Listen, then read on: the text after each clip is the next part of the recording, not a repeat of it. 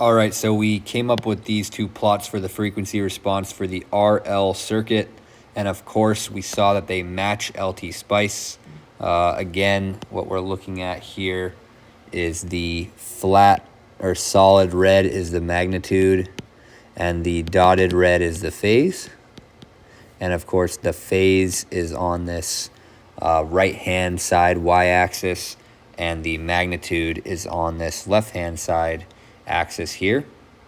And so I want to talk again just intuitively about what's happening in this circuit, because we have an RL circuit, which again, like I said previously, is really just a voltage divider, right?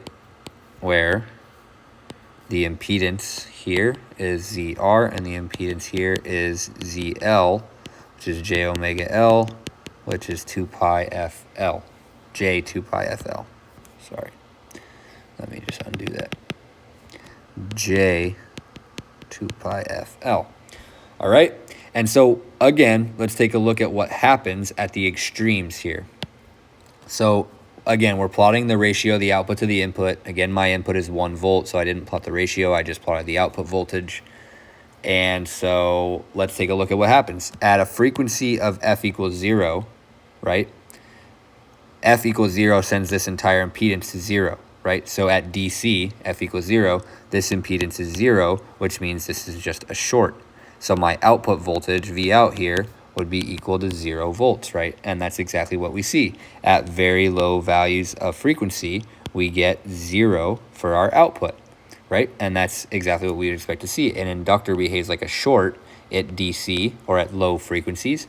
And so its impedance is really, really small at low frequencies. So we see that at that point, or at that particular frequency, my output voltage would be 0 because it's going to behave like a short, right?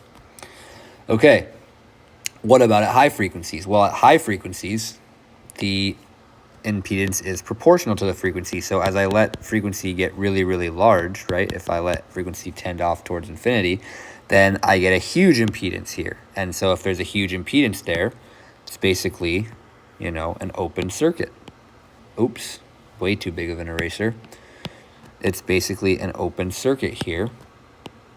And if there's an open circuit, that means there's no current flowing here, which means that my input and my output have to be equal to each other. And so that's what we see at high frequencies. At large values of F out here, we see that our output is 1 volt. We know our input's 1 volt. So this region here, the inductor behaves like an open, and we're basically seeing this voltage, this output voltage and input voltage be equal to one another, because most of the voltage is dropped across, if not all the voltage is dropped across this open circuit here, and none of it is dropped across this resistor because the current is roughly 0, right? And so what happens at intermediate values? Of course, there's some frequency where this impedance of the inductor becomes equal to the impedance of the resistor, in which case V out would be half, and that happens right here, right below 100 hertz, where I get 0.5 for my output.